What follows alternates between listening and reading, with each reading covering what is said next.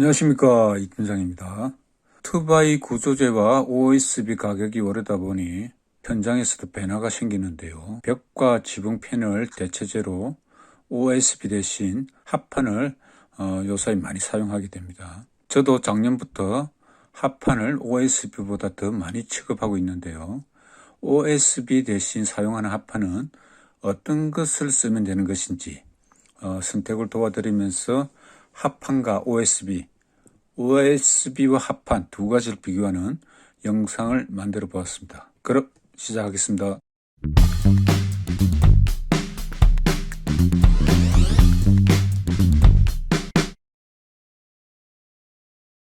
북미에서는 2000년 초에 벌써 건설 현장에서 OSB 사용량이 합판 사용량의 2배를 넘어서고 거의 3배에 이르게 되었는데요. 빠르게 합판을 대체하게 된 이유는 첫 번째 가격입니다. 구조적으로는 합판과 동일시되면서 가격은 합판보다 낮은 가격대를 형성했거든요. 그래서 품질은 보증되면서 가격이 저렴한 이런 대체품이 생길 때 시장 잠식은 빠를 수밖에 없겠지요. 두 번째는 길이의 유연성입니다. 현장 상황에 맞게 길이를 9피트, 길게는 12피트, 최장으로는 최대 24피트까지 7m까지 생산이 가능하니 조인이 그만큼 줄어들게 되는 것이죠. 단층에서 합판을 사용해서 한 군데 생길 거를 OSB를 사용하여 상하 조인 없이 벽 패널링이 가능하니 건축회사나 빌더 입장에서는 엄청난 메리트인 것이죠. 이제 OSB와 합판의 생산 과정과 특징을 알아보도록 하겠습니다. 어떤 분들은 OSB를 만들 때 목재를 가공하고 남은 부산물로 제작하는 걸로 착각하시는데요. 그렇지 않고요. 1963년에 작은 목재, 작은 나무를 활용해서 패널을 제조하기 위해서 고안된 방식입니다. 오리엔티드 스트랜드 보드라고 하는데요. 합판은 연필 깎듯이 대단히 목재를 돌려 깎아서 일정한 두께의 베니어판을 만들고 그것을 결이 다르게 최소 3번 이상 측정하여 열 프레스를 압착하여 제작을 하는 반면에 OSB는 작은 나무를 낫으로 삐지게 캐듯이 이런 우드 스트랜드를 만들어서 우드 스트랜드를 교차되도록 적층해서 열 경화성 집착제로 압착 생산합니다. OSB는 기계적 특성이 우수한 재료로 건설 현장에서 하중을 지지하는 용도에 특히 적합한데요. 미국의 현재는 합판보다 대중화되어서 구조용 패널 시장의 66%를 점유하고 있습니다. 가장 일반적인 용도는 목조주택의 벽, 바닥 및 지붕의 덮개로 사용됩니다. 브레싱이죠. 패널 브레싱 역할을 하며 외장재의 서브 패널 역할을 하게 됩니다. 한국도 그렇게 해왔죠. 벽과 지붕은 16분의 7인치에 11.1mm를 사용했고, 그리고 청간 바닥 재로는 텅행 글루브, TNG 방식의 조인트 결속하는 18.3mm OSB를 사용했죠. 미국은 외벽 적용의 경우에 한 면에 라미네이트된, 그러니까 은박지 같은 열 복사 방지층이 부착된 패널 사용을 흔히 볼 수 있는데요. 제조사의 광고를 보면은 다락방의 온도를 무려 30도나 낮출 수 있다고 하고 있습니다. LP의 테크실드라는 제품인데요. 한국에도 수입됐는지 모르겠는데 테크실드나 집알 같은 집알은 단열 보드가 부착된 OSB입니다. 이런 기능성 패널도 한국에 유통이 됐으면 좋겠다 생각합니다. OSB 종류도 기능성 제품들이 여러 가지가 있습니다. 이렇게 단열이 부착된 거, 외부 방습지가 따로 설치하지 않고 쓸 수 있는 집 시스템. 그 집 시스템은 한국에서도 들어와 있습니다. 습에 강한 그런 제품. 그런 제품들이 다양하게 있습니다. 그런 종류에 대해서는 다음에 한번 영상을 만들어서 다루어보도록 하겠습니다. 위와 같이 살펴본 바 사용상의 장점, 제조상의 장점이 있는데요. 생산적인 측면에서도 장점이 뚜렷이 있습니다. 합판 생산에는 오래된 숲에서 큰 직경이 나무를 필요로 하지만은 대조적으로 OSB는 덜해서 경작되는 포플러와 같은 직경이 아주 작은 나무로 만들 수 있기 때문에 미국에서는 많은 사람들이 친환경 건축 자재로 또 간주를 하고 있습니다. 이것은 아마도 생산적인 측면을 따져서 볼 때 그렇게 생각하지 않나 생각합니다. 기능이나 구조적인 안정성에 대해서도 알아보도록 하겠습니다. OSB는 보다 일관된 밀도를 자랑합니다. 합판 한 장의 두께는 5겹, 7겹일 수 있지만 OSB 한 장은 같은 두께로 포장되고 압축된 50개의 스트랜드 가닥층으로 만들어집니다. 합판은 또 어떻게 보면 옹이 구멍이 인접하게 겹칠 때 그 부분이 약해질 수 있는데요. OSB는 이에 무관하죠. OSB 단점은 재료가 합판보다 무겁습니다. 같은 사이즈 두께에서 3, 4kg 차이가 나는데요. 48보드를 생각해 볼 때 그러다 보니까 아무래도 구조제인 스터드나 스카리에 더 나가는 무게만큼 스트레스를 더 주게 되겠죠. 무게 차이는 패널의 성능에는 영향을 미치지는 않습니다. 작업 현장에서 처리하는데 약간의 근육이 더 필요하겠지요. 목수들 힘이 더 듭니다. 비계 위로 운반을 해보면 확실히 합판이 가벼운 게 느껴집니다.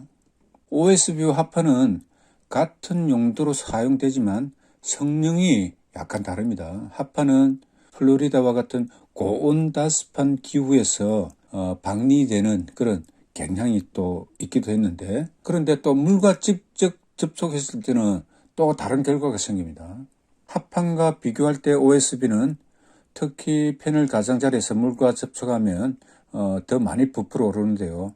이런 팽류는 일반적으로 합판보다 OSB에서 더 크게 발생합니다. 그 이유는 목재 칩을 패널로 압착하는 동안 생성된 OSB의 압축 응력이 방출되기 때문인데요. 다른 말로 하면은 수분이 침투하면서 압축 응력이 풀리게 되는 것이죠. 평창된 합판은 목재가 건조됨에 따라 공칭 두께로 거의 되돌아갑니다. 합판은 불었다가 줄어들면 재치수로 거의 돌아가지만 OSB는 어느 정도 영구적으로 평창된 상태 그대로 유지를 합니다. 거의 줄어들지가 않아요. 마르더라도. 북미에서는 생활상에 바닥으로 물이 침투했을 경우 서버 플로 패널로 OSB를 사용했을 때 이런 평창이 일어나가지고 타일이나 카펫과 같이 위에 있는 모든 재료를 들어올릴 수 있기 때문에 뭐 깨지거나 하는 그런 성가신 일이 생길 수밖에 없습니다. 이처럼 두 패널의 가장 큰 차이점은 장기간에 걸쳐 많은 양의 습기에 노출됐을 때 반응하는 방식이죠. 미국의 남서부와 같은 매우 건조한 그런 지역의 프로젝트를 제외하고는 외장 및 바닥 패널은 건축기간 동안 비, 눈, 얼음 이런 걸 이상적으로 덮여 있을 수밖에 없습니다. 합판은 젖으면은 시트 전체에 걸쳐서 지속적으로 부풀어 오르다가 마르면서 정상 치수로 되돌아갑니다.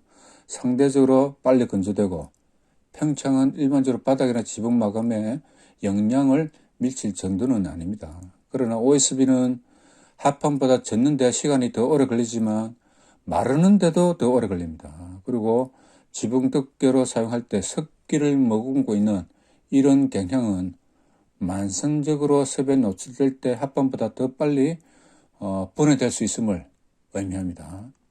OSB가 젖으면 가장자리를 따라 부풀어 오르게 되고 재료가 마른 후에도 가장자리가 부풀어 오른 상태를 유지하게 되는데요. 부풀어 오른 가장자리는 아스팔트 지붕 싱글을 통해서 고스트 라인이라고 하는 눈에 보이는 능선을 만드는 것으로 알려져 있습니다.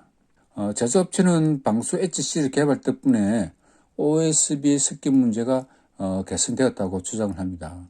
OSB 패널 엣지의 페인트 부분을 말하는 것 같은데요. 그러나 패널은 온장으로 사용되기도 하지만 현장에 시절도 안 되어서 사용되어지는 양도 많을 수밖에 없죠. 그 가장자리는 밀봉이 손실된다고 할 수 있죠.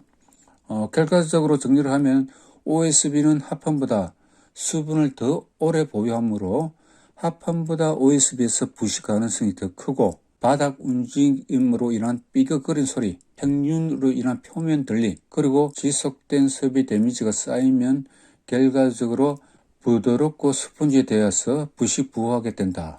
썩는다. 이렇게 말씀드릴 수 있습니다. 합판 바닥은 OSB 바닥보다 약 10% 더 구조적으로 단단합니다. 그래서 미국의 어떤 전통적인 건축업자들은 벽 패널은 OSB를 사용하더라도 지붕이나 바닥 패널은 반드시 합판을 선호하기도 합니다. 미국은 지붕을 트러스 구조를 많이 하고 또 기본적으로 24인치 600mm 정도 간격이기에 OSB 패널로는 사이 간격이 멀기도 합니다. 물론 스펙상으로는 사용 가능합니다. 한국에서는 요사이 대부분 지붕도 16인치 구조로 석가래를 설치하기 때문에 지붕 패널로 OSB가 완전 무방하긴 합니다. 그리고 결속력으로 따져보면 못이나 피스의 결속력에 있어서 OSB보다 합판에서 더 단단하게 구성됩니다. 살펴본 바와 같이 한국 현실에서는 OSB 장점은 단지 가격뿐이었죠. 시공하는 목수의 입장이라면 못 라인이 프린트된 정도, 그리고 지붕 작업 시 미끄럼 방지가 되어 있는 거, 그 정도일 것 같고요. 코로나 팬데믹 이전에는 한국 목조주택에서 OSB 사용량이 아주 절대적이었습니다. 지금 현재는 2022년 2월, 지금 현재는 가격이 역전하다 보니 작년부터 가격이 다 역전되었죠. 역전하다 보니 OSB를 사용할 이유가 근거가 없어졌다, 이렇게 말씀드릴 수 있습니다. 그러면 목조주택 벽과 지붕 패널로 어떤 합판을 사용할 수 있을까요? 답은 내수 합판입니다. 일반 합판을 사용하시면 안 됩니다. 내수 합판인데요. 팔고 있는 자재상조차도 내수 합판이라는 말이 국내 내수용이라 착각하시는 분이 계시더라고요. 저도 실수를 금치 못했는데요. 아무튼 물의 저항성이 좋은 거푸집에 사용하는 합판을 내수 합판이라고 합니다. 약자로 CP 합판이라고 하는데요. CP란 콘크리트 패널의 약자입니다. 지금 현재 가격은 48 CBT 내수 합판이 27,000원대이고요. OSB 11.1T는 35,000원 정도 하고 있습니다. 가격 차이가 8,000원 정도이니까 제법 차이가 나는 거죠. 오늘 영상은 여기까지고요. 다음에 또 다른 영상으로 찾아오겠습니다. 감사합니다.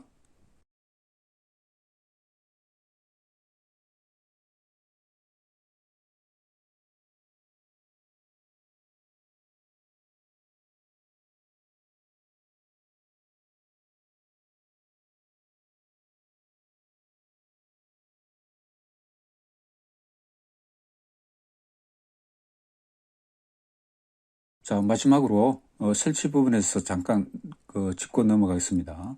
벽편을 설치하실 때 보면 아래 위는 스페이서 철물을 사용하거나 못을 찔러 넣어가지고 간격을 주는데 길이 방향은 타이트하게 붙이는 경향이 많습니다. 항상 1/8, 8분의 1인치 벌려서 설치하시기 바라고요. 쉽게 하는 방법은 첫 조인을 스터드 정 가운데보다 왼쪽에서 시작을 했다면은 스터드 정 가운데보다 한 커러 정도 왼쪽에서 조인을 만들고 시작하면은 스터드 간격이 끝까지 가더라도 조인이 스터드 간격을 벗어나지 않고 설치가 가능할 겁니다. 그렇게 해서 길이 방향으로도 갭을 만들어서 설치하시기 바랍니다.